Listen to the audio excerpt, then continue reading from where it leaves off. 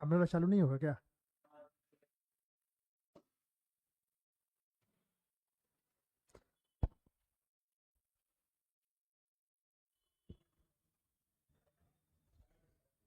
जय हिंद सभी को, गुड मॉर्निंग।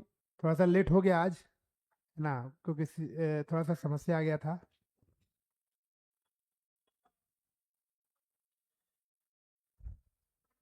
चलिए, कल हम लोग जो है कुछ पढ़े थे, रिप्रोडक्शन सिस्टम के बारे में हम लोग कल पढ़े थे। तो रिप्रोडक्शन सिस्टम का पार्ट वन, रिप्रोडक्शन सिस्टम का जो है पार्ट वन हम लोग पढ़ चुके थे, ठीक है। और रिप्रोडक्शन सिस्टम का पार्ट वन हम लोग कल पढ़ करके, और उसमें बहुत सारा चीज़ों को हम लोग कल पढ़े थे। उसमें जैसे असेक्सुअल, है ना, असेक्सुअल सिस्टम, रिप्रोडक्शन सिस्टम के बारे में पढ़े थे, जिसको कहते हैं अलैंगिक जनन।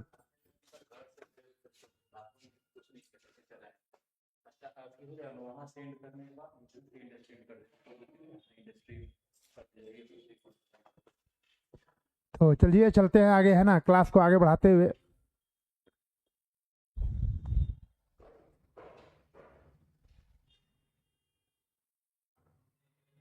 चलिए शुरुआत करते हैं क्लास का।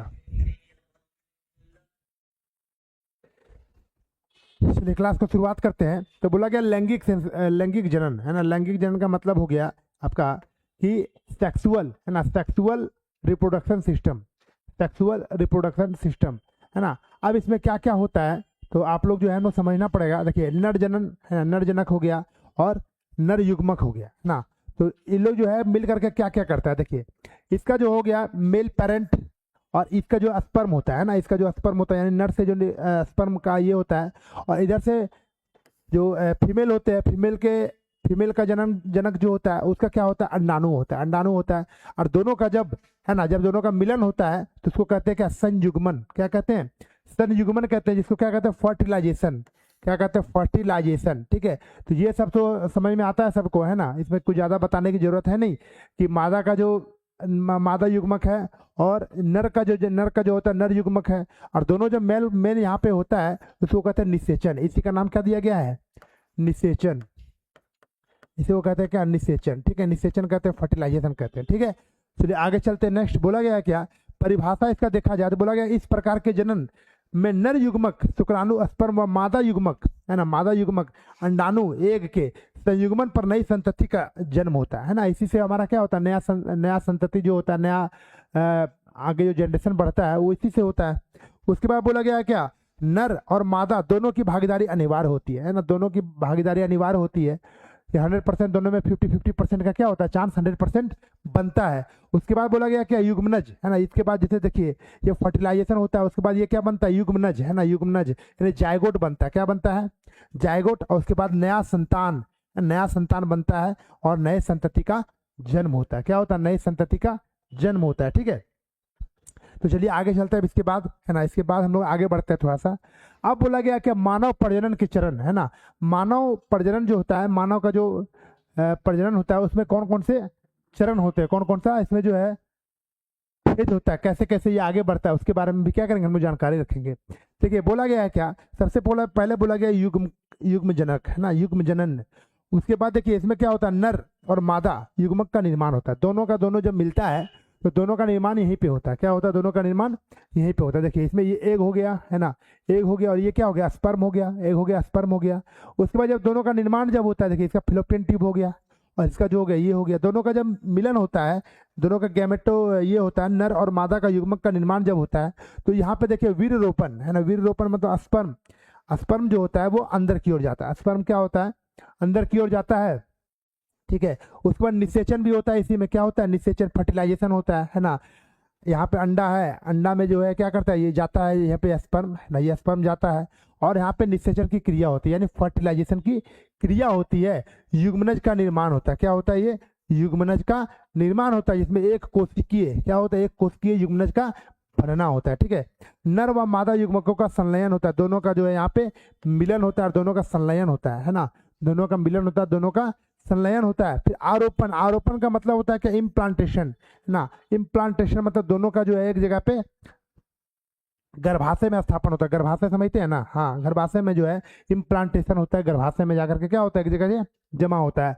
उसके बाद बोला गया गर्भकाल, गर्भकाल मतलब उसका टाइम पीरियड, टाइम पीरियड कितना समय होता है भ्रूण का निर्माण, भ्रूण का जो पूर्ण विकास जो होता है वो कैसे होता है उसके बारे में बोला गया। ठीक है, तो इतना सारे चीजों को हम लोग को समझ में आ रहा होगा कि वीर्य रोपण जो होता है, वीर्य का मादा जनन है ना, मादा जनन में प्रवेश होता है ना, उसके जो ये होता है मादा जनन का जो होता है मार्ग में प्रवेश किया जाता है ना, प्रवेश कराया जाता है और वहां पर जाकर के क्या होता है वीर्य का रोपण किया जाता है ना। तो इतने सारे चीजों को भी हम लोग समझ गए होंगे। थोड़ा सा आगे चलते हैं। और अब बोला गया क्या युग्म जनन है ना, गैमेटोजेनेसिस है ना, इसमें बोला गया क्या अंडाणु और शुक्राणु है ना, अंडाणु और शुक्राणुओं के निर्माण को गैमेटोजेनेसिस कहा जाता है। क्या कहा था गैमेटोजेनेसिस किसको कहा जाता है? तो बोला गया कि अंडाणु और शुक्राणुओं के निर्माण को गैमेटोजेनेसिस कहा जाता है। और इसमें जो होता है बोला गया है क्या न्यूनतम आयु जो होता है यौन आरंभ है ना, जो भी मेल या फीमेल जो होते हैं जिनका यौन आरंभ शुरू होता है ना, जिसको बोलते हैं प्यूबर्टी है ना, प्यूबर्टी जो होता है वो 11 से 18 साल की एज का होता है ना। इसको बोलते हैं क्या टीन एजर्स, क्या बोलते हैं उसको टीन एजर्स, इसी को बोलते हैं हम लोग क्या टीन एजर्स, टीन एज है ना, टीनेजर्स बोलते हैं इसको। टीनेजर्स मतलब 18 तक का जो होता है टीनेजर्स होता है। उसमें देखिएगा न्यूनतम जो यौन आरंभ होता है वो पुरुषों में होता है ना, न्यूनतम आरंभ होता है सबसे ज्यादा। देखिए कैसे, और उसके बाद देखिए प्यूबर्टी होता है ना, प्यूबर्टी, उसके बाद जो होता है मेनोपॉज है ना, महिलाओं में जो होता है मेनोपॉज होता है। पुरुषों में अधिकतम आयु उम्र जो होता है 60 साल है ना, 60 साल तक जो होता है इसमें स्पर्म जो है वो आता रहता है ना, 60 साल तक 65 साल तक ये होता है। महिलाओं में जो होता है वो 50 साल होता है, मेनोपॉज जिसको कहते हैं है ना। अब देखिए इसमें पुरुष में क्या क्या होता है, देखिए न्यूनतम आयु होता है कितना 11 से 18 साल है ना, पुरुषों में मेल्स में शुक्राणु का निर्माण होता है। और पुरुषों में अधिकतम जो होता है वो 60 से 65 साल होता है। कितना होता है यहाँ से आरंभ होता है ना, यहाँ से आरंभ होता है और जो अंतिम जो होता है वो 60 से 65 साल की अवस्था तक होता है ना, 60 से 65 साल की अवस्था तक जो होता है ये आपका शुक्राणु का। हाँ पूनम कुमारी जी हाय, चलिए पूनम कुमारी जी भी आ गई है। चलिए आगे देखिए, तो बोला गया थोड़ा सा क्लास लेट हो गया है ना, थोड़ा सा क्लास लेट हो गया, आज 10 बजे से शेड्यूल लगा हुआ था तो समस्या आ गया थोड़ा सा कि बना नहीं था है ना। चलिए तो बोला गया कि आप पुरुषों में अधिकतम उसमें ना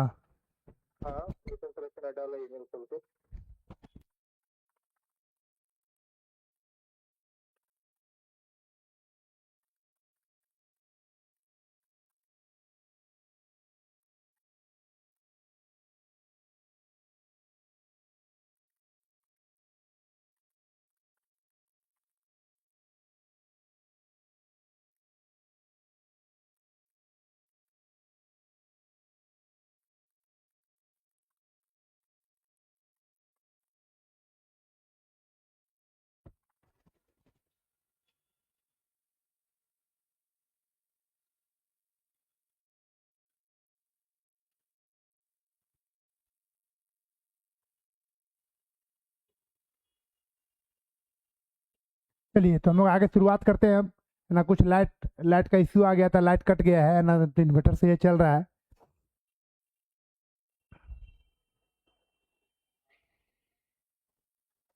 तो चलिए हम लोग शुरुआत करते हैं देखिए क्लास का।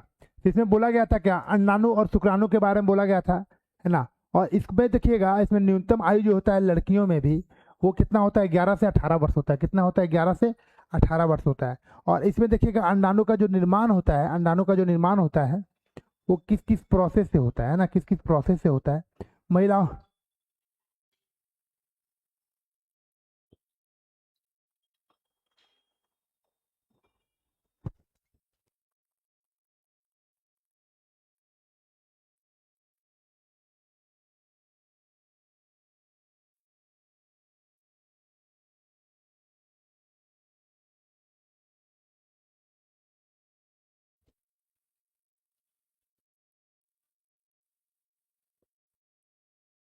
चलिए तो अब देखिए महिलाओं के लिए यहाँ पे बोला गया था है ना, यहाँ अंडाणु निर्माण होता है।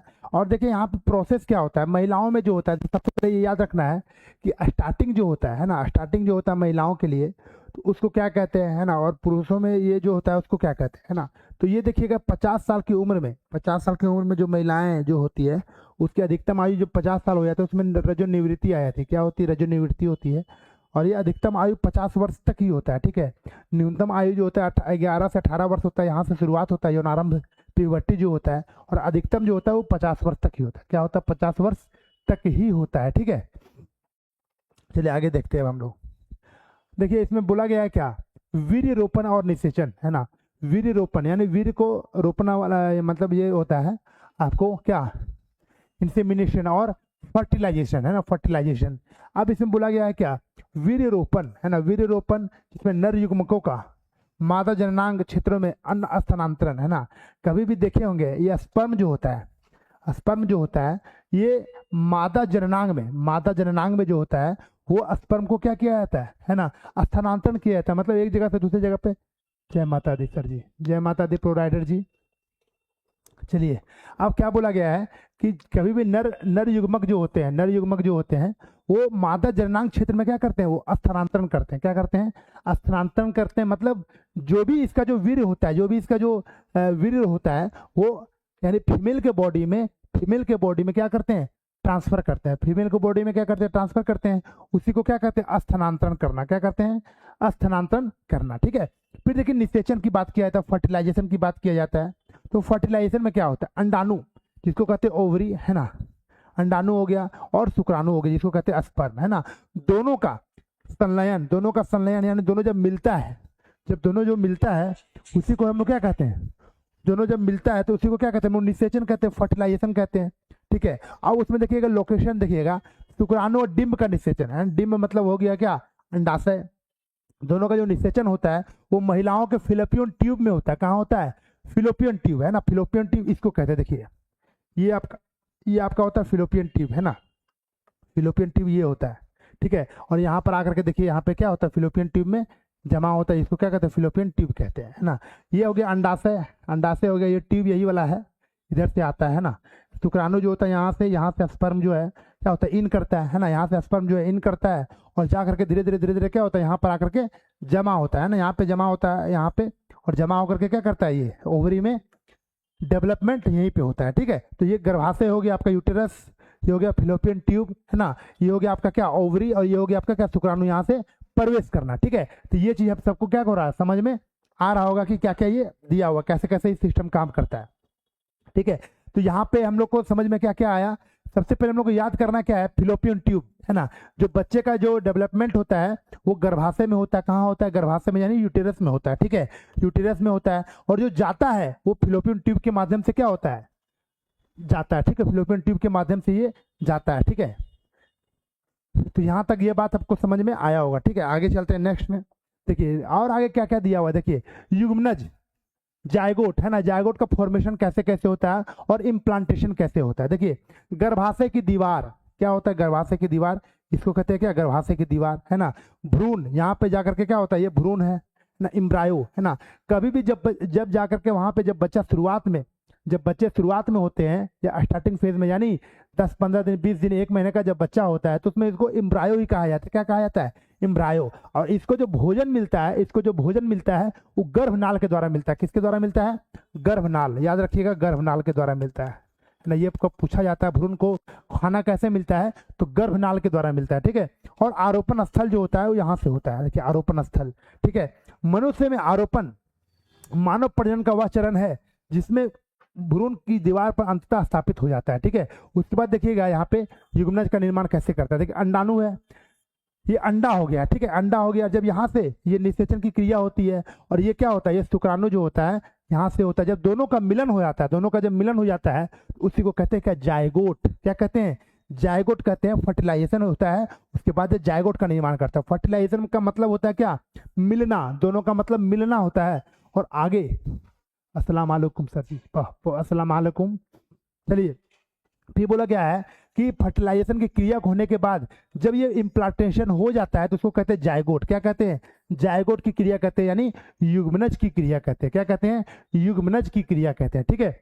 अब देखिए इसमें बोला गया क्या, दो युग्मक कोशिका लैंगिक प्रजनन के द्वारा संयुक्त होकर जिस कोशिका का निर्माण करते हैं उसे युग्मनज कहते हैं। यानी दो कोशिका हो गया, है ना, दो कोशिका हो गया। कौन कौन सा? एक हो गया क्या, मादा का हो गया अंडाशय, और पुरुष का हो गया स्पर्म। दोनों का जब कोशिका का मिलन होता है, दोनों का कोशिका का मिलन होता है, उसी को क्या कहते हैं, युग्मनज कहते हैं। युग्मनज कहते हैं यानी जायगोट कहते हैं, ठीक है, जायगोट कहते हैं। अब egg plus sperm, egg plus sperm दोनों मिलाकर के क्या होगा, जायगोट हो जाएगा, जायगोट हो जाएगा दोनों, ठीक है। तो यहाँ तक आपको ये समझ में आ रहा होगा, ये तो समझ में आ रहा होगा आपको, ठीक है। फिलोपियन ट्यूब क्या होता है ना, इम्प्लांटेशन क्या होता है, गर्भाशय की दीवार क्या होता है। सर ऑब्जेक्टिव क्वेश्चन होगा, बिल्कुल ऑब्जेक्टिव होगा। देखिए लास्ट में होगा ऑब्जेक्टिव, है ना, ऑब्जेक्टिव क्वेश्चन भी करवाया जाएगा। इसमें थोड़ा सा जो है कल इसमें थोड़ा सा बच जाएगा, है ना, क्वेश्चन जो है उसको लास्ट में ऑब्जेक्टिव आपको करवा दिया जाएगा, ठीक है। चलिए आगे चलते हैं। नेक्स्ट देखिए बोला गया है क्या, गर्भनाल, है ना, गर्भकाल, है ना, गर्भकाल कैसे कैसे कितना कितना दिनों में ये गर्भकाल होता है। तो देखिए शिशु को, है ना, शिशु का जो निर्माण होता है, भ्रूण यानी विकास होता है, वो कैसे कैसे होता है। देखिए एक माह का जो बच्चा होता है, देखिए कैसा होता है एक माह का बच्चा, फिर देखिए थोड़ा सा बड़ा जो होता है तो कैसे होता है, फिर थोड़ा सा बड़ा, 4 माह तक बच्चा यहाँ पहुंच जाता है, 4 माह तक। और ये जो खाना लेता है बच्चा, जो बच्चा का खाना होता है वो इसके माध्यम से होता है। देखिए इसी को बोलते हैं कि गर्भनाल है, क्या बोलते हैं, गर्भनाल, है ना। उसका जो गर्भनाल होता है यही होता है गर्भनाल। इसके माध्यम से बच्चा को क्या मिलता है, खाना मिलता है माँ के द्वारा जो होता है, माँ का जो ऐसे प्लेसेंटा से जुड़ा रहता है, सेंटा क्या कहते हैं, प्लेसेंटा कहते हैं। और धीरे धीरे बच्चा जो होता है 9 महीना में ये पूरा परिपक्व हो जाता है ना, 9 माह में ये बच्चा जो है पूरा परिपक्व हो जाता है। यानी 1 साल से 1 महीना से लेकर के 9 महीना तक का जो बच्चा होता है पूरा अच्छे से क्या होता है, डेवलप्ड हो जाता है, ठीक है। यानी यहाँ से लेकर के यहाँ तक सोचिए बच्चे का डेवलपमेंट कैसे होता है। अब बोला गया प्लेसेंटा, है ना, प्लेसेंटा माँ और बच्चे के बीच जो प्लेसेंटा का निर्माण होता है उसमें क्या कहते हैं, जो पोषण प्रदान करता है, पोषण, ये आपको क्वेश्चन पूछा जाता है ना। माँ जो है अपने बच्चे को, सर क्वालिटी बढ़ाइए। देखिए लाइट जो है ना थोड़ा सा कट गया है, ठीक है, लाइट कटा हुआ है, तो यहाँ पे लाइट थोड़ा कट गया है, तो ऊपर का जो है लाइट ऑफ हो गया, ठीक है, ऑफ कर दिया गया, तो क्लास ही नहीं हो पाएगा। इसी कारण क्लास जो है बीच में बंद भी हो गया था, ठीक है। कोई बात नहीं, थोड़ा सा देखते हैं, लाइट आ जाएगा तो हम चालू कर देंगे, ठीक है। चलिए तो बोला गया है क्या कि माँ और बच्चे, क्या हो गया, माँ और बच्चे के बीच जो प्लेसेंटा का निर्माण होता है उसमें पोषण देता है, क्या देता है, पोषण का निर्माण होता है, पोषण प्रदान करती है। माँ जो है अपने बच्चे को जो है पोषण देती है, क्या देती है, पोषण देती है, खाना देती है, ठीक है। तो प्लेसेंटा के द्वारा देती है, कैसे देती है, प्लेसेंटा के द्वारा। गर्भनाल, देखिए गर्भनाल इसको कहते हैं ना, गर्भनाल इसको कहते हैं। इसका जो गर्भनाल होता है यहाँ से जुड़ा हुआ रहता है, गर्भनाल के द्वारा ही क्या होता है, खाना मिलता है ना। भ्रूण, है ना, ये भ्रूण ही होता है एक प्रकार का, क्या होता है, जब तक ये बच्चा अंदर में है तब तक वो भ्रूण में ही है, भ्रूण का अवस्था में ही है ना। और ये देखिए द्रव, है ना, यहाँ पे एक द्रव रहता है, द्रव के अंदर में बच्चा को कभी कभी देखेंगे जब बच्चा जन्म निकलता है बाहर में, जब यूटेरस से जब बाहर निकलता है तो उसके साथ बहुत सारा लिक्विड भी निकलता है ना। तो वो द्रव जो होता है यही वाला द्रव होता है ना, इसको बोलते हैं क्या, एमनियोटिक फ्लूइड, है ना। एमनियोटिक फ्लूइड जो होता है वही बच्चा के साथ क्या होता है, जब बच्चा बाहर निकलता है तो एमनियोटिक फ्लूइड भी निकलता है साथ में, ठीक है। तो ये इसके चारों ओर जो होता है एक क्या होता है, एमनियोटिक फ्लूइड होता है, ठीक है। जो माँ का पोषण होता है वो यहाँ से मिलता है, ठीक है, यहाँ से जितना भी रहता है यहाँ से उसको पोषण मिलता है, ठीक है, बच्चे का पोषण, ठीक है। तो इतने सारा चीज हम लोग जो है समझ में आ रहा होगा सबको। क्या है यहाँ पे फिगर ही ऐसा लगाया गया ताकि एक बार में आपको समझ में आ जाएगा, ठीक है, फिगर भी ऐसा लगाया गया है ताकि आपको समझ में आ जाएगा, ठीक है। तो प्लेसेंटा हो गया, आपको पता है प्लेसेंटा, है ना। गर्भनाल भी समझ में आ गया आपको कि गर्भनाल का क्या काम है, बच्चे को पोषण देना। भ्रूण क्या होता है, तो भ्रूण जो बच्चा होता है वो भ्रूण के अवस्था में ही होता है। बच्चा जब छोटा होता है तो भ्रूण की अवस्था में होता है, जब तक वो बाहर नहीं निकलता है ना। बच्चा जब तक अंदर में रहता है तो भ्रूण की अवस्था में ही होता है वो, ठीक है। उसके बाद बोला जाता है इसके चारों ओर जो द्रव होता है, जो लिक्विड होता है, उसको क्या कहते हैं, एमनियोटिक फ्लूइड कहते हैं, क्या कहते हैं, एमनियोटिक फ्लूइड कहते हैं, ठीक है। और माँ का पोषण जो मिलता है वो यहाँ से, ये है आपका पोषण हो गया माँ के द्वारा, और यहाँ से जो जाता है उसके पास पोषण, उसको कहते हैं गर्भनाल, ठीक है, गर्भनाल कहते हैं। अब बच्चे का पोषण जो होता है ये सब पोषण ही है बच्चे का, है ना। तो यहाँ तक आपको समझ में आया होगा। चलिए थोड़ा सा आप आगे बढ़ते हैं। अब बोला गया है क्या, बोला गया मादा का प्रजनन तंत्र, प्रजनन तंत्र मतलब रिप्रोडक्शन सिस्टम, है ना। मेल का और फीमेल का अलग अलग हम लोग पढ़ेंगे। तो फीमेल का क्या होता है, देखिए फीमेल का जो प्रोडक्शन सिस्टम होता है, जो रिप्रोडक्शन सिस्टम, वो देखिए क्या होता है। तो ये होता है आपका क्या, ये होता है आपका क्या, ये जो होता है आपको अंडाशय कहते हैं, क्या कहते हैं उसको, अंडाशय कहते हैं। और ये हो गया आपका अंडाशय का मार्ग, है ना, अंडाणु का मार्ग। देखिए यहाँ पे ये हो गया आपका क्या, वेजाइना हो गया, ठीक है, वेजाइना हो गया। और ये भेजावना जो हो गया यहाँ पे, है ना, ये हो गया आपका क्या, भेजाइना का ये मुख वाला पार्ट हो गया, है ना, ये आपका मुंह वाला पार्ट हो गया, आपका मुख वाला पार्ट, ठीक है। आपको यहाँ से जो है ओपन वाला पार्ट हो गया, क्या हो गया, ये ओपन वाला पार्ट हो गया, है ना। और यहाँ से जब इन करता है, यहाँ से जब इन करता है तो ये हो गया गर्भाशय, है ना। साइड साइड से जो होता है उसको क्या कहते हैं, गर्भाशय कहते हैं ना। साइड साइड से जो होता है उसको गर्भाशय कहते हैं। और ये जो होता है भ्रूण, अभी हमको क्या बताया कि कि जब तक बच्चा अंदर में है तब तक वो क्या है, भ्रूण अवस्था में है ना। बच्चा जब अंदर में है तब तक वो भ्रूण अवस्था में ही है ना, भ्रूण अवस्था में है। तो भ्रूण का विकास स्थल अंदर में बच्चा क्या होता है, डेवलप्ड होता है ना। बच्चा जो है अंदर में डेवलप्ड होता है, जहाँ पे गर्भाशय रहता है ना, गर्भाशय की ये दीवार हो गया और ये अंदर में क्या हो गया, गर्भाशय हो गया। और गर्भाशय में बच्चा क्या होता है, पूर्ण तरह से डेवलप्ड होता है ना। बच्चा जो होता है पूर्ण तरह से डेवलप्ड होना चाहता है अंदर में, ठीक है। और यहाँ पे देखिए अंडाणु का निर्माण है ना, अंडाणु का निर्माण इधर से। कभी भी जब बच्चा पैदा करने के लिए जो स्पर्म की जरूरत पड़ती है तो स्पर्म यहाँ से ही जाता है, ठीक है। यहाँ से जब जाएगा तो यहाँ से द्वारा यहाँ पर जहाँ पर उसको अंडा मिलेगा, ठीक है। अंडा अगर देखिए जब होता क्या है कि कभी भी जब महिलाएं जो होती है उसके जब पीरियड्स आते हैं ना, मतलब महिलाएं के जब पीरियड्स आती है तो कुछ दिन तक है ना, कुछ दिन तक अंडा जो होता है आपका स्पर्म का वेट करता है। क्या करता है, स्पर्म का वेट करता है, ठीक है। और अंडाणु जो है इधर इधर इधर क्या होता है, अंडाणु यहाँ पे वेट करता है, ठीक है। अंडाणु जो वेट करता है, जैसे उसको स्पर्म मिलता है, जैसे ही उसको स्पर्म मिलता है वो क्या करता है, जायगोट बनाने का काम शुरू करता है, यानी फर्टिलाइजेशन का काम शुरू कर देता है, ठीक है। फर्टिलाइजेशन का काम शुरू करता है। तो यहाँ पर कभी भी वेट करता है, ठीक है। तो ये हो गया आपका अंडाशय हो गया है ना, अंडाशय हो गया। और इधर से जब स्पर्म जाएगा, इधर से जब स्पर्म जाएगा तो क्या होगा, अंडाणु का निर्माण होगा। क्या होगा, अंडाणु का और दोनों का मिलन होगा। दोनों क्या करेगा, वहाँ पे निर्माण करेगा और फर्टिलाइजेशन का काम शुरू करेगा अपना, ठीक है। यहाँ पर आपको समझ में आ रहा होगा। अब देखिए यहाँ पर आप समझ में आ रहा होगा। देखिए ये जो है क्या क्या है, ये आपका अंडाणु हो गया है ना, अंडाणु हो गया, अंडाणु हो गया ये, ठीक है। और इधर से जो है, इधर से जो है क्या, स्पर्म जा रहा है। तो स्पर्म यहाँ से जा रहा है, ये स्पर्म जा रहा है, ये अंडाणु पहले से है। तो क्या हो गया, ये फर्टिलाइजेशन की क्रिया शुरू हो गया। क्या हो गया, फर्टिलाइजेशन की क्रिया यहाँ पे शुरू हो गई, ठीक है। तो वही चीज समझ में आना चाहिए कि फर्टिलाइजेशन की क्रिया कैसे होती है, कि अंडाणु पहले से मौजूद रहता है, क्योंकि वहाँ पे उसका जो पीरियड्स होते हैं, महिलाएं के जो पीरियड्स होते हैं वो कम से कम 28 दिन 29 दिन के बाद जो आते हैं, कम से कम 3 से 4 दिन 5 दिन तक, सप्ताह दिन तक वो वेट करता है ना, सप्ताह दिन तक वो जो है वेट करता है। और सप्ताह दिन के बाद, सप्ताह दिन के अंदर तक है ना, एक सप्ताह के अंदर तक जो स्पर्म वहां पे जाता है, तो स्पर्म जाने के बाद, स्पर्म जाने के बाद वो क्या करता है, फर्टिलाइजेशन की क्रिया, जब दोनों के मिलन होती है तो फर्टिलाइजेशन की क्रिया शुरू करता है, ठीक है। फर्टिलाइजेशन की क्रिया जब शुरू करती है तो वहां पे क्या होता है, निषेचन का काम शुरू होता है। और निषेचन का जब काम शुरू होता है तो बच्चे क्या होते हैं, वहां पे पैदा होने का जो शुरुआत होता है वो आपका शुरू हो जाता है, ठीक है।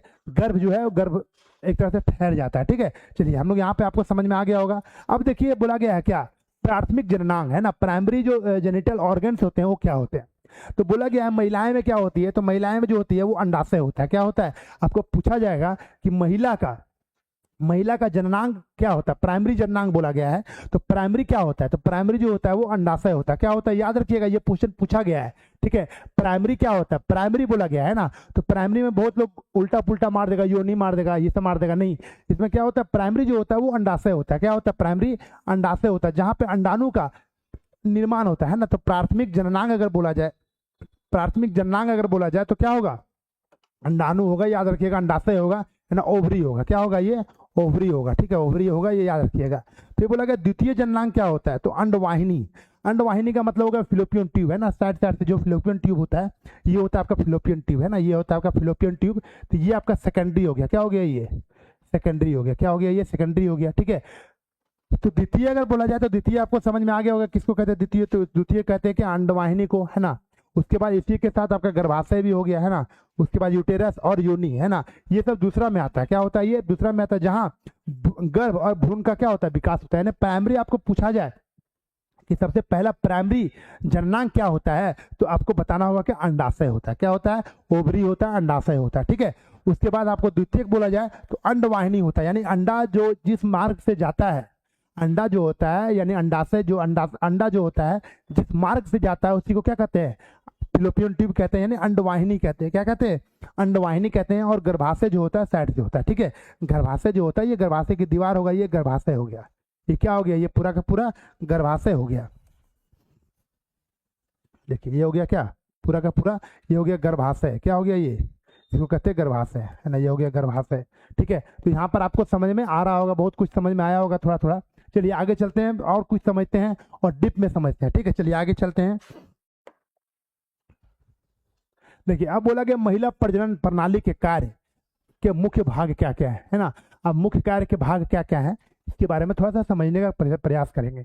अब बोला गया कि कार्य, इनके फंक्शन कैसे कैसे काम करता है, फंक्शन ना फंक्शन कैसे कैसे इसमें काम करता है। तो पहला बोला गया है क्या, डिम्ब अंडाणु नामक मादा, मादा का मतलब हो गया फीमेल है ना, मादा का मतलब यहाँ हो गया क्या, फीमेल, फीमेल हो गया है ना। युग्मक का उत्पादन है ना, production, production of ovum, ovum है और इधर स्पर्म है, दोनों मिलता है तभी तो ये जायगोट का काम होता है, ठीक है। पोषण, पोषण प्रदान करना और विकासशील भ्रूण की रक्षा करना, ठीक है, ये सब काम होता है। उसके बाद देखिए सबसे पहला जो है इसमें देखिए इसमें क्या होता है, गर्भाशय की ग्रीवा, गर्भाशय ग्रीवा कहते हैं, वेजाइना कहते हैं इसको, यहाँ से जब जैसे प्रवेश करता है उसी को कहते हैं क्या, वेजाइना कहते हैं, यूनिक कहते हैं है ना। और यहाँ पे देखिए इसको क्या कहते हैं, गर्भाशय है ना, गर्भाशय हो गया ये आपका अभी तो हम लोग पढ़ रहे थे, गर्भाशय हो गया ये, ठीक है। ये हो गया ओवरी है ना, ये क्या हो गया, ओवरी हो गया यानी फिलोपियन ट्यूब, यहाँ पे ये हो गया ओवरी, ये टोटल क्या हो गया, फिलोपियन ट्यूब हो गया, ठीक है, फिलोपियन ट्यूब ये भी हो गया है ना, ये गर्भाशय हो गया। तो ये सब चीज हम लोग को थोड़ा समझ में आया होगा। देखिए मुख्य भाग, अगर मुख्य भाग बोला जाए, मेन पार्ट बोला जाए तो क्या क्या होता है। प्राइमरी तो हम लोग पहले पहले पढ़े, प्राइमरी किसको कहते हैं, अंडाशय को, पहला याद रखिएगा, पहला को अंडाशय को प्राइमरी पार्ट बोला जाता है, ठीक है। लेकिन मेन पार्ट कौन कौन सा होता है, तो पहला दिया हुआ क्या, योनि है ना, योनि होता है जिसको वेजाइना कहते हैं। गर्भाशय की ये कहाँ जाता है, ये गर्भाशय की ओर है ना, यही ना योनि हो गया आपका, वेजाइना यही हो गया। और ये कहाँ जाता है, ये जाता है अंदर, कहाँ पे, गर्भाशय की ओर जाता है, कहाँ जाता है, ये गर्भाशय की ओर जाता है। अब दूसरा जो इसका मेन पार्ट हो गया वो क्या हो गया, यूटेरस, जिसको क्या कहते हैं, गर्भाशय कहते हैं, क्या कहते हैं, गर्भाशय कहते हैं, जिसमें विकासशील भ्रूण रखता है। क्या होता है, विकासशील, विकासशील का मतलब हो गया कि डेवलपमेंट फेज में, कौन सा फेज में, डेवलपमेंट फेज में ये क्या रखता है, भ्रूण रखता है ना, भ्रूण रखता है। फर्टिलाइजेशन के बाद जो जायगोट होता है वो वहां पे रखता है। उसके बाद तीसरा जो हो गया वो अंडाशय हो गया, ओवरीज हो गया, महिला के डिंब का उत्पादन, महिला का जो डिंब होता है, महिला का जो एग होता है वहीं पे उसका उत्पादन होता है ना, वहीं पे ये क्या होता है, यहीं पे उत्पादन होता है। जब महिला का पीरियड्स होता है उसके बाद जो होता है वो अंडा वहीं पे रहता है ना, अंडा वहीं पे रहता है, बाकी चीजें जो होता है वो बाहर चली जाती है, अंडा जो है वहीं पे रहता है। और 7 से 8 दिन तक, 3 से 4 दिन 5 दिन मान लीजिए, 3 से 4 दिन या 5 दिन तक जो है वेट करता है वहां पे। अगर उसको नहीं मिलता है, ठीक है, नहीं मिलता है तो वो क्या होता है, वो भी बाहर चला जाता है, ठीक है। तो ये चीज जो होता है वहां पे अंडाशय में होता है, ठीक है। तो चलिए इतना सारा चीज को हम लोग जानकारी रखें, चलिए आगे चलते हैं। अब बोला गया क्या, मासिक धर्म है ना, अब मेंस्ट्रुअल साइकिल है ना, इसके बारे में हम लोग जानकारी लेते हैं। देखिए सबसे पहले ये याद रखिएगा कि लड़कियों में यानी महिलाएं में जो होती है, पीरियड्स जब शुरू होते हैं, महिलाएं में जब पीरियड्स शुरू होते हैं तो ये सबसे पहले ये समझिए कि ये 28 से 29 दिन का होता है, ठीक है। कभी भी ये जो बोला जाए तो 28 से 29 दिन का होता है। क्या होता है ये, 28 से 29 दिन का, कितना दिन का होता है ये, 28 से 29 दिन का होता है, ये सभी लोग को पता है। शुरुआत जो होता है 11 से 12 साल में होता है। अब तो बहुत जल्दी और ऐसा ऐसा केस आने लगा है कि जल्दी हो जाता है ना, किसी किसी का 9 साल में, 10 साल में, लेकिन एक्सेप्शन है ये 11 से 12 साल में है ना। 11 से 12 साल में जो होता है पीरियड्स शुरू होते हैं ना, 11 से 12 साल में ये पीरियड्स शुरू होते हैं। फिर बोला गया है क्या, 11 साल से 12 साल की उम्र में के बाद पहले मासिक धर्म चक्र को मेनार्च कहा जाता है। ये याद रखिएगा कि पहला जो पीरियड्स आता है ना, 11 से 12 साल की अवधि में जो पहला पीरियड्स आता है उसको क्या कहते हैं, उसको कहते हैं मेनार्च। ये याद रखिएगा, यही पूछा जाता है, ठीक है। मेनार्च है ना, आपको दे देगा मेनार्च है ना, मेनोपॉज, ये सब आपको दे देगा। और इसमें पूछा जाएगा कि कौन सा है ना स्टार्टिंग फेज में आता है ना, प्यूबर्टी के समय में कौन सा आता है, ठीक है। तो उसको क्या कहते हैं लोग, मेनार्च कहते हैं। क्या कहते हैं इसको, मेनार्च कहा जाता है ना। पहले जो 11 से 18 साल की उम्र में जो 11-12 साल की उम्र में जो निकलता है यानी पहला जो पीरियड्स होता है उसको क्या कहते हैं, मेनार्च कहते हैं। ये याद रखिएगा, ये पॉइंट वाला भी है, ठीक है। उसके बाद बोला गया क्या, और ये जो पीरियड्स होते हैं कब तक निकलते हैं महिलाएं में, ये निकलता है 50 साल की अवस्था तक है ना। तो बच्चे जो पैदा कर सकते हैं महिलाएं वो 50 साल की उम्र तक पैदा कर सकते हैं, 50 के बाद वो नहीं कर सकते क्योंकि उनके बाद पीरियड्स आना बंद हो जाता है उनका, ठीक है। 50 साल के बाद जो होता है पीरियड्स आना बंद हो जाता है, ठीक है। अब देखिए बोला गया है क्या, अब बोला गया अंत में 50 वर्ष की अंतिम चक्र को रजोनिवृत्ति कहते हैं। क्या कहते हैं, रजोनिवृत्ति, इसको कहते हैं मेनोपोज। क्या कहते हैं, मेनोपोज है ना। ये याद रखिएगा कि 50 साल के यानी अंतिम जो होता है 50 साल के बाद पीरियड्स आना बंद हो जाता है तो उसको कहते हैं क्या, मेनोपोज कहते हैं। क्या कहते हैं, मेनोपोज कहते हैं, यानी आपको रजो निवृत्ति है ना, याद रखिएगा रजो निवृत्ति। आप कैसे याद कर सकते हैं इसको, निवृत्ति का मतलब क्या होता है, निवृत्ति का मतलब होता है कि लास्ट है ना, नहीं बोलते हैं निवृत्ति है ना, काम उम करके निवृत्ति हो गया, ठीक है। निवृत्ति का मतलब होता है लास्ट है ना, निवृत्ति का मतलब हो गया लास्ट और मेनार्च का मतलब हो गया क्या, पहले वाला, ठीक है। तो दोनों में आप ऐसा याद रखिएगा, ठीक है। चलिए अब देखिए कुछ इसमें और क्वेश्चंस इसमें दिया हुआ है, ठीक है। अब देखिए ये अब इसमें हम लोग को दिया हुआ है यहाँ पे क्या, देखिए मासिक धर्म है ना, ये सॉरी ये क्या हुआ, ये देखिएगा आपका यहाँ पे देखिएगा शुरुआत जो होता है मेनार्च वो 11 से 12 साल की अवस्था में होता है ना, ये 11 से 12 साल की अवस्था में शुरुआत होता है। और उसके बाद देखिएगा जैसे जैसे ये बड़े होते हैं ना, जैसे जैसे ये बड़ा होता है, जैसे जैसे ये बड़ा होता है तो आपका जो होता है सारा चीज है ना, स्तन का विकास होता है ना, स्तन का विकास होता है, जिसको क्या कहते हैं है ना, प्रो, हाँ ल्यूटिनी, ये हो गया ल्यूटिनी फेज है ना, यहाँ से आपका ये हो गया ठीक है। उसके बाद आपका देखिएगा ये वाला फेज भी आता है ना, ये वाला फेज आता है, उसके बाद आपका ये वाला फेज आता है ठीक है, ओव्यूलेशन का फेज आता है। तो ये सब जो फेज आता है ना, ये सब जो फेज आता है वो आपको याद रखना पड़ेगा कि मासिक धर्म जो होता है 11 से 12 साल में, रजोनिवृत्ति 50 साल में है ना, मिनार्च यानी शुरू से लेकर के 50 साल के बीच के जो है उसको शुरुआती जो होता है उसको अंततः जो है मेनार्ची कहते हैं इसको, शुरुआत में जो निकलता है ये 50 साल नहीं होगा ठीक है, ये 50 साल नहीं होगा, स्टार्टिंग जो निकलता है उसको मेनार्च कहते हैं। अब देखिए साइकिल के मदद से हमको क्या समझाना चाह रहा है, ये अलग अलग फेज है। देखिए 11 से 12 साल में जब ये शुरुआत होता है उसके बाद उसमें स्तन का भी विकास होता है ना, महिलाएं में लड़कियों में स्तन का डेवलपमेंट होता है। और स्तन जो है वो कैसे धीरे धीरे वो डेवलप करते जाता है, तो उसको ल्यूटिनियल फेज कहते हैं। ल्यूटिनियल का मतलब हो गया कि जो दूध पिलाने के जो बच्चे में है ना प्रवृत्ति आती है वो इसी को कहते हैं, वो फेज है ना, ल्यूटिनियल फेज कहते हैं ना, ल्यूटिनियल फेज कहते हैं है ना, या प्रोलिफेरेटिव फेज भी कहते हैं ठीक है। धीरे धीरे ये क्या होता है साइकिल के रूप में चलते रहता है ठीक है। तो मिनार्च हो गया यहाँ पे है ना, उसके बाद यहाँ से ये डेवलप होता है, उसके बाद यहाँ से ओव्यूलेशन का डेट, यहाँ से तो शुरुआत तो हो जाता है लेकिन उसके बाद एक फेज आता है, उसके बाद ओव्यूलेशन, यहाँ से आने के बाद बच्चे पैदा करने के लिए वो तैयार हो जाती है 17 से 18 साल में ठीक है, ये यहाँ पे दिया हुआ। उसके बाद आगे ये बढ़ता है तो अंडाणु बनता है, उसके बाद धीरे धीरे वो आगे बढ़ता है और ये जो है एक फेज में आगे से आगे जा करके ये जो है एक अवस्था में पहुंच जाती है ठीक है। चलिए आगे चलते हैं, यहाँ तक आपको समझ में आया होगा। इसमें ज़्यादा याद करने की चीज़ कुछ ही चीज़ है, मेनार्च हो गया, ये रजोनिवृत्ति हो गया, ये सब आप जो है याद कर सकते हैं ठीक है। चलिए आगे चलते हैं। अब हम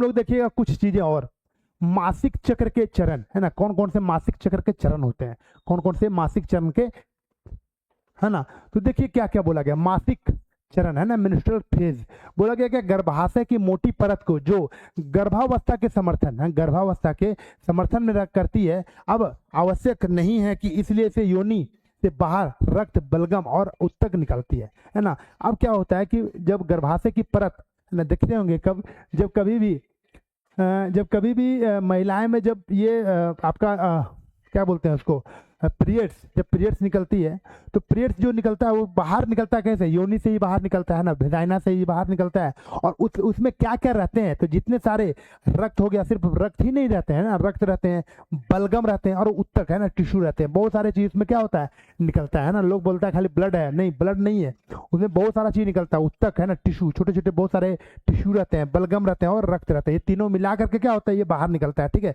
रक्त है ना, ठीक है, रक्त होता है, फिर बलगम होता है और उत्तक होता है। अब कहाँ कहाँ ये होता है देख लीजिए है ना, इसके माध्यम से ये निकलता है ठीक है। तो ये चीज आपका मासिक चक्र में, मासिक धर्म में निकलता है ठीक है, मासिक चक्र में निकलता है। अब देखिए अब इसके लिए कौन कौन सा जिम्मेवार होता है, तो एक होता है आपका क्या, पिट्यूटरी है ना, पिट्यूटरी ग्लैंड के बारे में हम लोग पढ़ेंगे, पीयूष ग्रंथि, इसी को हम लोग क्या कहते हैं, पीयूष ग्रंथि है ना, पीयूष ग्रंथि के बारे में हम लोग जो है जानते हैं, उसी को क्या कहते हैं, FSH है ना, छोटी अंडाशय 5 से 20 है ना थैलियों यानी फॉलिकल्स का उत्पादन करता है। केवल एक स्वास्थ्यप्रद अंडा परिपक्व होता है ना। अब एक ही अंडा, उसमें बहुत सारे अंडे होते हैं, जब बच्चे पैदा होने की स्थिति में होते हैं तो गर्भाशय में यानी फिलोपियन ट्यूब में जो अंडा रहता है उसमें बहुत सारे अंडे रहते हैं, बहुत सारे, जैसे हम लोग मेल से भी जब स्पर्म जाता है तो स्पर्म जो होता है बहुत सारे स्पर्म जाते हैं, तो उसमें से एक स्पर्म का ही काम रहता है ना, एक स्पर्म और एक अंडा का ही काम रहता है, बाकी जो होता है उसको कोई काम का नहीं है। पैदा करने के लिए, अगर बच्चे को ये करने के लिए, गर्भ में ठहराने के लिए बच्चे का मेल का एक स्पर्म काफी है और एक अंडाशय जो है काफी है, एक अंडाणु जो होता है काफी होता है ठीक है। तो उसी में बोला गया है क्या कि उत्पादन करता है और केवल एक स्वास्थ्यप्रद अंडा परिपक्व होता है ना, एक ही को जो है अंडा परिपक्व होता है और उसके बाद वो क्या होता है, डेवलप्ड होते चला जाता है ठीक है। देखिए पिट्यूटरी ग्लैंड होता है और ये फेज में ये फेज में देखिए आगे फॉलिकल ग्रोथ होता है ना, ये ग्रोथ होता है, परिपूर्ण अंडा होता है, ये अंडाशय होता है। ये सारा देखिए माइंड का भी बहुत सारा जो है प्रभाव इस पर पड़ता है ना, आप क्या सोचते हैं है ना बच्चे पैदा करते समय, तो ये भी बहुत ज्यादा डेवलप करता है। इसीलिए बोला गया पीयूष ग्रंथि जो होता है वो एक हार्मोन छोड़ता है, जिसको बोलते हैं क्या, FSH, क्या बोलते हैं, FSH होता है, और वो जो है छोड़ता है। ठीक है, चलिए आगे चलते हैं थोड़ा सा। देखिए अब क्या बोला गया, मासिक चक्र के चरण है ना, कौन कौन से चरण होता है। अब देखिए हम लोग जो चरण पहले पढ़ रहे थे, हम लोग जो देखिए पहले जो हम लोग चरण पढ़ रहे थे उसमें क्या क्या पढ़े थे, हम लोग क्या क्या पढ़े थे।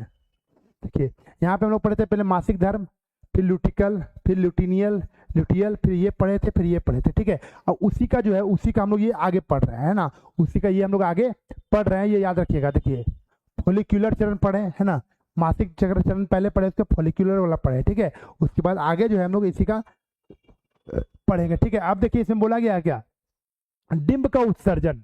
डिंब का उत्सर्जन क्या होता है, डिंबोत्सर्जन है ना, डिंब का उत्सर्जन का मतलब हो गया डिंबोत्सर्जन, यानी ओव्यूलेशन फेज है ना, ओव्यूलेशन फेज होता है।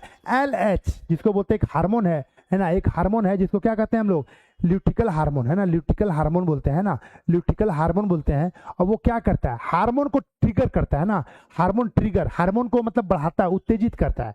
जब तक आपका हार्मोन जो है किसी भी चीज में एक्टिव नहीं होगा तब तक आप कोई भी चीज नहीं कर सकते हैं। और आपको बताए थे हार्मोन जो होता है हमारे शरीर में वो सीधा ब्लड में मिला हुआ रहता है। आपको इसके पहले जो पढ़ाए होंगे ग्लैंड में, उसमें आपको बताए थे कि हार्मोन जो होता है सीधा सीधा किस में मिला रहता है, ब्लड में। किस में मिला रहता है, ब्लड में मिला हुआ रहता है। ठीक है, हार्मोन जो होता है सीधा सीधा क्या होता है, ब्लड में मिला हुआ रहता है। ठीक है, हार्मोन जो होता है सीधा सीधा ब्लड में मिला हुआ रहता है। इसी के कारण क्या होता है, ये अंडाशय में एक परिपक्व अंडा छोड़ता है, और यही एकमात्र समय है जब महिला गर्भवती हो जाती है 11 से 14 दिन के बीच है ना। 11 से 14 दिन के बीच में महिला क्या होती है, गर्भ धारण कर लेती है। ठीक है, तो गर्भ धारण करने का जो समय होता है 11 से 14 दिन का होता है। कितना दिन का होता है, 11 से 14 दिन का होता है ना। और जब रिलेशन बनाने के बाद है ना, रिलेशन बनाने के बाद 11 से 14 दिन के बीच में क्या होता है, बच्चे ठहर जाते हैं, जब महिला गर्भवती हो जाती है। गर्भवती होने का क्या है टर्म एंड कंडीशन, तो आपको समझ में आ गया होगा। चलिए हम आगे चलते हैं। बोला गया 14 दिन है ना, देखिए बोला गया क्या यहाँ पे सीधा सीधे बोला गया है कि डे 14 है ना, डे 14 जैसे जैसे हम लोग का जो है दिन गुजरता है, 1 दिन 2 दिन 3 दिन 4 दिन 5 दिन 6 दिन, ऐसे करके जब 14 दिन हो जाते हैं तो क्या होता है, 14 दिन का, ये 14 दिन का पूरा टाइम पीरियड दिखाया है। ठीक है, ये हार्मोन ट्रिगर करता है, ये हार्मोन जो है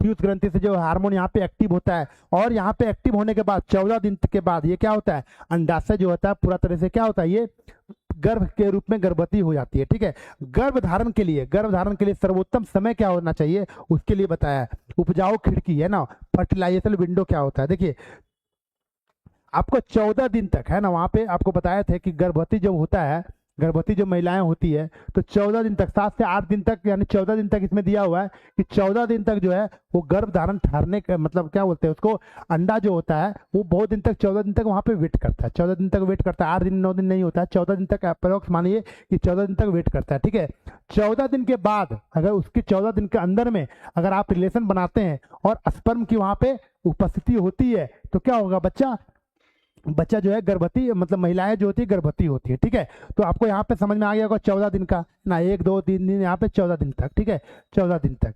तो गर्भ धारण के लिए सर्वोत्तम समय क्या होना चाहिए, आपको पता है 14 दिन के है ना, 14 दिन के अंदर। ठीक है, 14 दिन के अंदर। ठीक है, तो अब यहाँ पे आपको समझ में आ गया होगा। ठीक है, चलिए अब हम लोग आगे चलते हैं। बोला गया क्या, ल्यूटियल चरण, इसमें क्या क्या और कौन कौन से चरण होते हैं, कौन कौन से ये आगे फेज होता है उसके बारे में देखते हैं।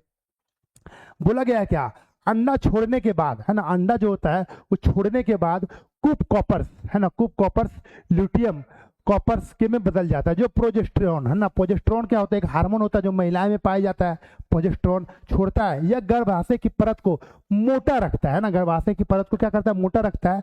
जो हार्मोन यहाँ पे क्या होता है, जनरेट होता है, प्रोजेस्टेरोन है ना। अब देखिए प्रोजेस्टेरोन हार्मोन जो होता है उसका क्या काम है, बोला गया है क्या, ये महिला का हार्मोन होता है, ये याद रखिएगा। महिलाओं का जो हार्मोन होता है प्रोजेस्टेरोन होता है, क्या होता है, प्रोजेस्टेरोन होता है ना। कॉपर ल्यूटियम है ना, यहाँ पे देखिएगा ये सब चीज जो है अंडाशय का क्या क्या फेज होता है उसके बारे में ये बताया है इस फिगर के माध्यम से। 15 से 28 दिन तक है ना, 15 से 28 दिन का जो लास्ट का दिन होता है उसमें गर्भाशय मोटी हो जाती है ना। 1 से लेकर के 14 दिन तक जो होते हैं वो गर्भ ठहरने का बहुत ज़्यादा समय होता है ना, गर्भवती होने का जो चांस होता है 1 से 14 दिन तक होता है। 14 उसके बाद 15वां दिन के बाद, यानी 14 के बाद 15वां दिन से और 28 दिन तक जो होता है, 15 से लेकर के 28 दिन तक वो गर्भाशय जो होता है मोटी हो जाती है। क्यों? क्योंकि बच्चा वहां पे उसको मिला नहीं है ना, वहां पे उसको स्पर्म मिला नहीं, और स्पर्म नहीं मिला तो क्या हो गया, वो खत्म हो गया है ना, वो खत्म हो गया। तो आपको यहाँ तक समझ में आ रहा होगा कि गर्भाशय की मोटी हो जाती है कब, तो 15 से 28 दिन के बीच में है ना। 15 से जैसे 14 क्रॉस करेगा वहां पे क्या होगा, मोटी हो जाती है। ठीक है, ये चीज आपको समझ में आया होगा। अब चलिए अब हम लोग थोड़ा सा और आगे चलते हैं। आप देखिए बोला गया गर्भ निरोधक है ना। अब इसके बाद हम लोग जो है क्वेश्चन जहां जहां से पूछे जाते हैं उसके बारे में है ना। गर्भ निरोधक है ना, गर्भ अगर किसी कोई पार्टनर अगर चाहते हैं कि नहीं मेरा क्या हो, गर्भ निरोधक का यूज करके, और हमें क्या करना चाहिए, हमें अभी हमको जो जरूरत नहीं है ना, बेबी का हमको जरूरत नहीं है, तो उसके लिए क्या क्या करना पड़ेगा, उसके लिए ये रोकने के लिए ना। तो बोला गया गर्भ अवस्था को रोकने के लिए उपयोग की जाने वाली विधि है ना, कौन कौन सी विधि से हम बच्चे को रोक सकते हैं ना, बच्चा होने से रोक सकते हैं, तो कौन कौन सी विधि है उसके बारे में बोला गया। बैरियर विधि, बैरियर विधि में क्या होता है, शुक्राणु को अंडाशय तक पहुंचने से रोकती है ना, वो बैरियर विधि होता है। एक बैरियर विधि कुछ होता है, वो बैरियर विधि आपको बैरियर लगा देता है ना, एक प्रकार का कुछ होता है जिसमें जो है, जिससे बैरियर विधि में कह सकते हैं एक प्रकार का कि आपका कॉन्डोम का यूज करना है ना, एक प्रकार का ये भी बैरियर विधि है, कॉन्डोम है ना, कॉन्डोम का प्रयोग करना, कॉन्डोम का प्रयोग करना। ठीक है, ये एक बैरियर विधि हो गया। अब एक हो गया हार्मोनल विधि है ना, इसमें गोली खा करके महिलाएं जो है गोली खाती है, और वहां पे क्या होता है, गर्भावस्था को रोकती है। देखिए लेकिन ये चीज समझने वाली बात है कि ये सब चीज जो तक ये सब जो चीजें होती है, ये आगे जा करके क्या होता है, शरीर पे इफेक्ट पड़ता है। ठीक है, जो भी महिलाएं ये सब काम करती है उसको जो है आगे जाकर के बहुत समस्या झेलना पड़ता है। ठीक है, ये तो गोली खा करके, अभी तो क्या होता है कि बहुत सारी लड़कियां अभी के समय में ऐसा काम करती है ना, बहुत थोड़ा सा हाई फाई होता है। ठीक है, जो लड़कियां होती है ये सब काम करती है, और करने के बाद उसके जब आगे आगे जो कुछ समय के बाद जब शादी वगैरह हो जाता है, तो सबसे ज्यादा समस्या आता है क्या, बच्चा जो होता है वो नहीं हो पाता है, बहुत दिन तक समस्या बढ़ती रहती है। ये क्या होता है, ये कुछ दिन तक आपका जो शरीर है गोली खाने का हैबिट हो जाता है ना, गोलियां खाने का हैबिट हो जाता है, जिसके कारण जो होता है आगे समस्या और उत्पन्न हो जाता है। ठीक है, तो ये सब चीजें से जो है दूर रहना चाहिए बहुत लोगों को है ना, ये सब समस्या से दूर रहना चाहिए आप।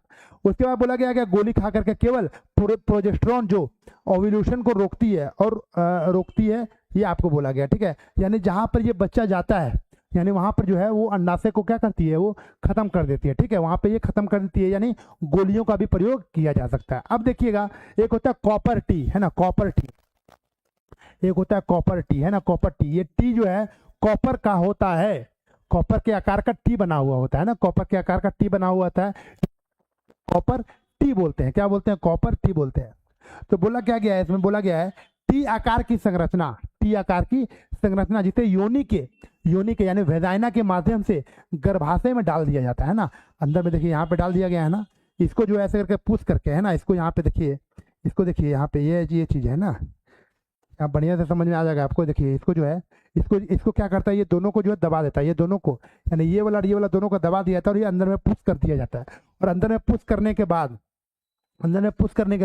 ये अंदर में सेट हो जाता है, अंदर में क्या होता है, ये सेट हो जाता है, और टी आकार की संरचना जिसे योनि के माध्यम से गर्भाशय में डाला जाता है, और तांबा या हार्मोन युक्त होता है ना। यहाँ पे क्या करता है, ये अंदर में ये तांबा का होता है, और जैसे जब ये बच्चा पैदा नहीं करने के स्थिति में वहां पे कंडीशनल कर देता है। जैसे देखिए यहाँ पे जब जाएगा, ये फिलोपियन ट्यूब में जाएगा स्पर्म, तभी तो बच्चा पैदा होगा, तभी तो आगे जाकर के जनरेशन मतलब क्या बोलते हैं स्पर्म जाएगा। लेकिन स्पर्म को जाने से पहले ही है ना, यहाँ पे जो है बैरियर लगा रहता है, क्या, एक प्रकार का ये कॉपर जो है इसके आगे बढ़ने ही नहीं देता है ना, कॉपर टी जो होता है, यानी ये जो होता है ये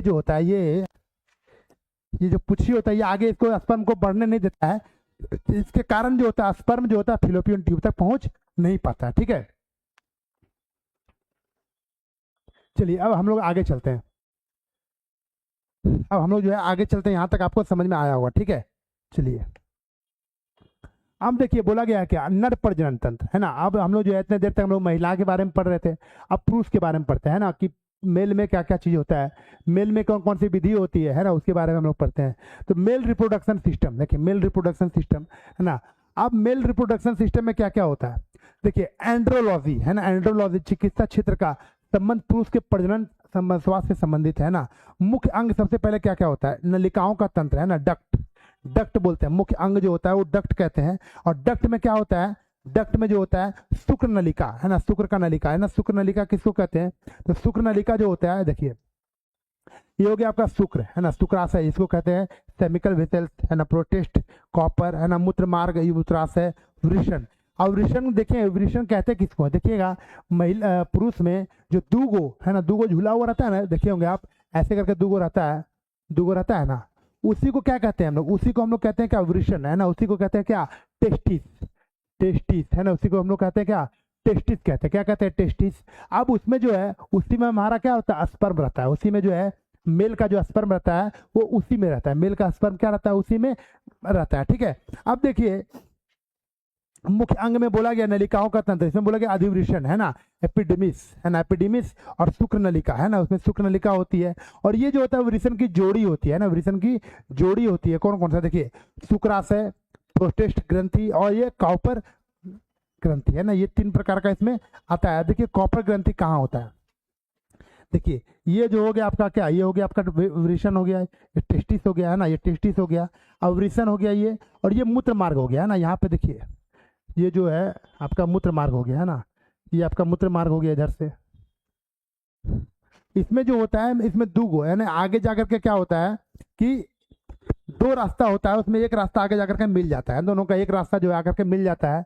आप आगे देखेंगे शुक्राशय है ना, यहाँ पे स्पर्म जो है इसी में भरा हुआ रहता है, और इसी से आपका, इसी से जो है देखिए ये जो है आपका ये है ना, और यहाँ से एक रास्ता आया हुआ है ये, ठीक है। ये शुक्राशय का हो गया, मूत्र मार्ग हो गया है ना, ये मूत्र मार्ग मूत्राशय हो गया ये, और मूत्र मार्ग ये हो गया आपका, ये जो है ये आपका क्या हो गया, ये मूत्र मार्ग हो गया ना, ये इसको कहते हैं मूत्र मार्ग, मूत्र मार्ग हो गया, ठीक है। तो मूत्र मार्ग यहाँ से आपको समझ में आ रहा होगा कि ये हो गया आपका क्या, मूत्र मार्ग हो गया। लेकिन जो स्पर्म डिस्चार्ज करने वाला जो होता है वो भी यही रास्ता होता है, वो भी वो अलग रास्ता नहीं है, एक ही रास्ता से दोनों आता है, लेकिन एक बार में नहीं, वो अलग अलग है ना, सिचुएशन के अनुसार वो डिपेंड करता है। और यहाँ से जब जाता है और जाकर के यहाँ पे मिल करके फिर इसी से आता है, ठीक है। ये आपका होता है कौन, स्पर्म वाला है ना, टेस्टिस वाला, ठीक है। तो यहाँ तक भी आपको समझ में आया होगा कि कैसे कैसे ये पुरुष वाला भी काम करता है ना, पुरुष वाला भी कैसे कैसे काम करता है। ये ग्रंथि, ये याद रखिएगा, प्रोटेस्ट ग्रंथि होता है, प्रोटेस्ट ग्लैंड होता है ये है ना, ये होता है शुक्राशय वाला है ना, ये शुक्राशय वाला होता है ये, ठीक है। तो ये सब चीजें जो होती है, ये सब चीजें जो होती है, ये पुरुष के द्वारा, पुरुष में ये पाया जाता है, ये पुरुष में ही पाया जाता है, ठीक है। चलिए थोड़ा सा और आगे बढ़ते हैं और डिटेल में जानने का प्रयास करते हैं और क्या क्या दिया हुआ है। अब देखिए वृषण यानी टेस्टिस कहते हैं किसको, देखिए टेस्टिस। अब देखिए टेस्टिस में कितने सारे चीजें होते हैं, अब देखिए टेस्टिस में, ठीक है। अब वृषण में क्या क्या होता है, अब बोला गया कार्य, इसका कार्य क्या क्या होता है ना, फंक्शन कैसे काम करता है। बोला गया शुक्राणुओं का निर्माण वृषण में होता है। अब सबसे पहला क्वेश्चन ये यहाँ से बनता है कि शुक्राणु का जो निर्माण होता है, स्पर्म जो बनता है,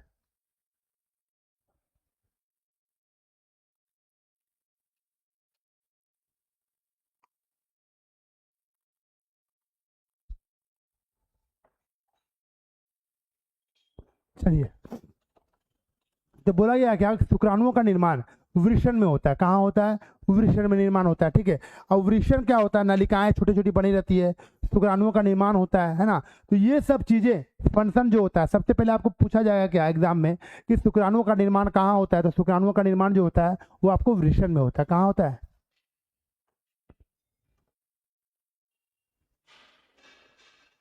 देखिए अगर आप लोग ऐसा बोलेंगे तो ठीक हो, कैसे होगा, ठीक है। देखिए हम लोग जो है इसको पढ़ने का काम कर रहे हैं, ऐसा ना कुछ ज़्यादा हम लोग इसमें गलत नहीं करना चाहिए ना, गलत सोचिएगा तो पढ़ाई नहीं हो पाएगा फिर। और ये हम बहुत ज़्यादा इसमें डिटेल में पढ़ा रहे हैं इसीलिए कि ताकि आप लोग का जो क्वेश्चन बने है ना, ऐसा पॉइंट ऑफ व्यू से पढ़ा रहे हैं। अब आपको क्या सोच रहे हैं, क्या कर रहे हैं, वो आप पर डिपेंड करता है, ठीक है। चलिए हम लोग आगे चलते हैं। तो बोला गया क्या, शुक्राणुओं का निर्माण है ना, शुक्राणु जो स्पर्म का निर्माण होता है वो कहाँ होता है, टेस्टिस में, कहाँ होता है, टेस्टिस में होता है, ठीक है, टेस्टिस में होता है, टेस्टिस में होता है ना।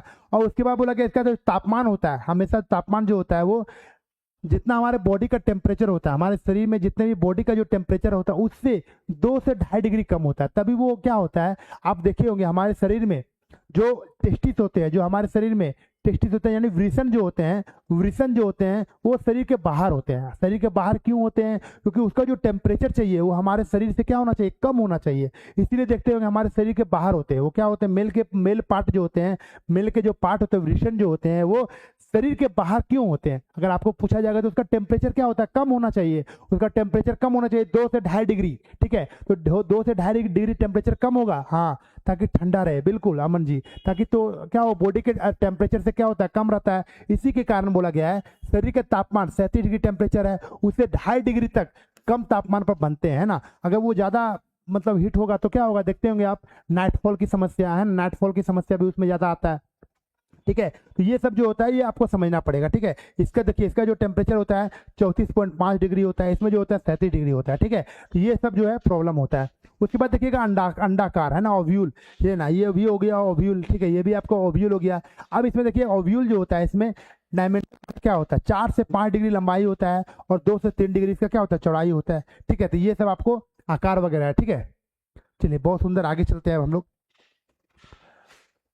अब देखिए बोला गया वृषण की कोशिकाएं, cell in testis, cell in testis है ना, सेल इन टेस्टिस की बात किया जा रहा है। तो वृषण की कोशिकाएं सेल्स इन टेस्टिस।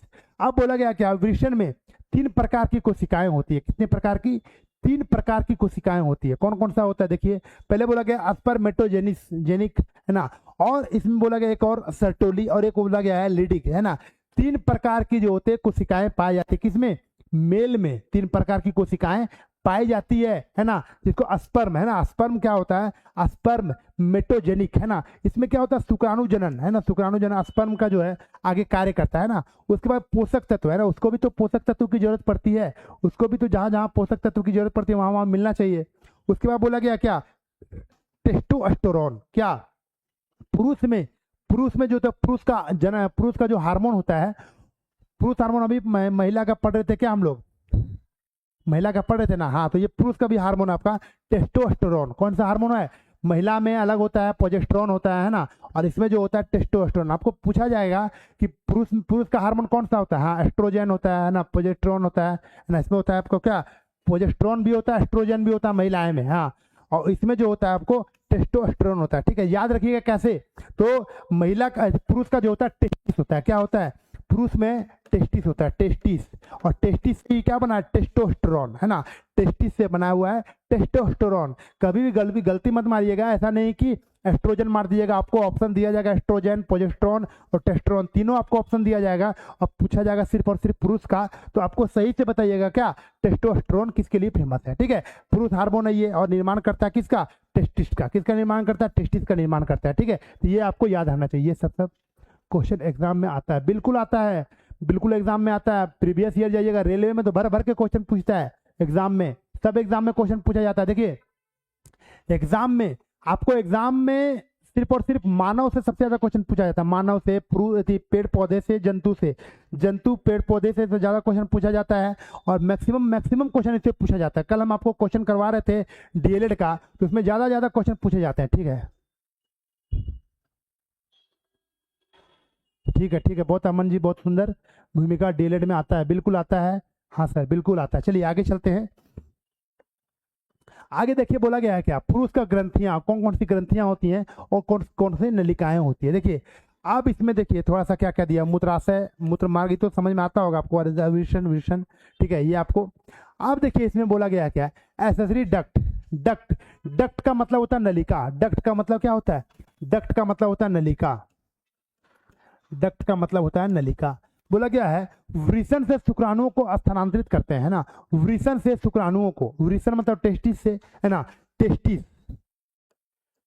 से शुक्राणुओं का मतलब हो गया स्पर्म है ना। तो टेस्टिस से जो होता है स्पर्म को एक जगह से दूसरी जगह ले जाने का काम कौन करता है ना, एसेसरी डक्ट करता है। डक्ट का मतलब हो गया नलिका है ना, और जो नलिका होता है, देखिए आपका नलिका इसमें कहाँ दिया हुआ है, नलिका मूत्राशय, वीर्य पुट्टिका ना, वीर्य पुट्टिका तो जमा होता है वहां पे है ना, यहाँ से जो लेके जाता है, यहाँ से जो ले करके जाता है उसी को क्या कहते हैं, एसेसरी डक्ट कहते हैं, डक्ट। ठीक है, एसेसरी डक्ट इसमें कहाँ दिया हुआ है, इसमें दिया हुआ नहीं है ना, एसेसरी डक्ट होता है। एक डक्ट का मतलब हो गया नलिका, जो एक जगह से दूसरी जगह पे क्या होता है कि यहाँ पे आपका स्पर्म बनता है, और ये यहाँ से ये डक्ट के माध्यम से यहाँ पर लेके जाता है। इसी को मान लीजिए क्या एक्सेसरी डक्ट होता है। ये एक्सेसरी डक्ट होता है जो यहाँ पे विरिसन को, है ना, यहाँ पे जो विरिसन से, है ना, यहाँ से जो विरिसन होता है यहाँ से आपको लेकर के जाता है। यहाँ से क्या होता है, ये लेकर के जाता है, ये यहाँ से ये लेकर के जाता है, उसी को हम लोग क्या कहते हैं, विरिसन से शुक्राणु को स्थानांतरित करता है। नोट, अब पुरुष बोला गया, पुरुष में बेसेक्टोमी वास डिफरेंस का डक्ट काटी जाती है। देखिए अब नसबंदी के बारे में आपको बताए थे, अब आपको बताया था नसबंदी के बारे में। क्या नसबंदी के बारे में, नसबंदी क्या होता है, तो नसबंदी होता है कि किसी भी महिला पुरुष का, है ना, नस को काट देना। क्या करना, नस को, इसी को कहते हैं नसबंदी, नस को काट देना, है ना, नस को काट देना नसबंदी कहलाता है। अब नस को काट देना, भाई कौन सा नस को काट दीजिएगा आप, तो पुरुष में जो काटा जाता है वो अलग नस काटा जाता है, यानी बेसेक्टोमी। क्या काटा जाता है, बेसेक्टोमी। और महिला में जो काटा जाता है वो ट्यूबेक्टोमी। कौन सा, ट्यूब, यानी महिला में कौन सा पाया जाता है, फिलोपियन ट्यूब। अब फिलोपियन ट्यूब की जगह पे जाकर के काट दिया जाएगा तो बच्चा आगे, उसका जो अंडा होता है, उसका जो एग होता है वो आगे कैसे बढ़ेगा, नहीं बढ़ेगा। तो उसके लिए क्या होता है, उसका जो है आगे बच्चा पैदा नहीं होगा। और बच्चा जब पैदा नहीं होगा तो क्या होगा, एक तरह से क्या होगा, वो नसबंदी कहलाएगा। क्या कहलाएगा, नसबंदी कहलाएगा। तो नसबंदी, अब याद रखिएगा, पुरुष नसबंदी, कौन सा नसबंदी, पुरुष नसबंदी किया जाता है क्या, बेसेक्टोमी से, बेसेक्टोमी, है ना, पुरुष नसबंदी जो किया था उसको क्या कहता है, बेसेक्टोमी। देखिए पुरुष नसबंदी बेसेक्टोमी में वास डिफरेंस को काट दिया था। उसमें भी जो होते हैं, क्या बोलते हैं उसको, ट्यूब जो होते हैं, पुरुष में भी जो ट्यूब होते हैं उस ट्यूब को क्या किया था, काट दिया था। ट्यूब को क्या किया जाता है, काट दिया जाता है, जिससे स्पर्म जो होता है वो आगे नहीं बढ़ पाता है, स्पर्म जो है आगे नहीं बढ़ पाता है, जिसके कारण क्या होता है, बच्चे पैदा करने में असमर्थ होते हैं पुरुष लोग, है ना। तो पुरुषों में बेसेक्टोमी और महिला में ट्यूबेक्टोमी। महिला में याद रखिएगा, लिख लीजिए, है ना, महिला में बेसेक्टोमी, पुरुष में, है ना, पुरुष में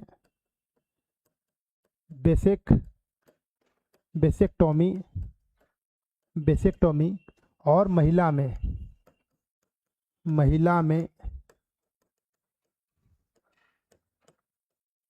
ट्यूबेक्टोमी, है ना, ट्यूबेक्टोमी। ये क्या होता है, नसबंदी है। ये क्या है, ये नसबंदी हो गया, ये मेरा नसबंदी हो गया, ठीक है। तो ये याद रखिएगा, पुरुष में बेसेक्टोमी, ये आपको पूछा था कल का क्वेश्चन या परसों का क्वेश्चन में हम बेसेक्टोमी करवाए थे, पुरुष का पूछा था, महिला का पूछा था, ठीक है। तो ये सब क्वेश्चन पूछे जाते हैं आपको एग्जाम में, ठीक है। चलिए अब हम लोग आगे चलते हैं, बोला गया शुक्राणु। अब स्पर्म के बारे में बनते हैं कि स्पर्म क्या क्या होता है, स्पर्म के बारे में थोड़ा सा समझते हैं। देखिए अब क्या बोला गया है, अब बोला गया है क्या कि वीर्य में, है ना, वीर्य मतलब स्पर्म है, वीर्य का मतलब क्या हो गया, स्पर्म।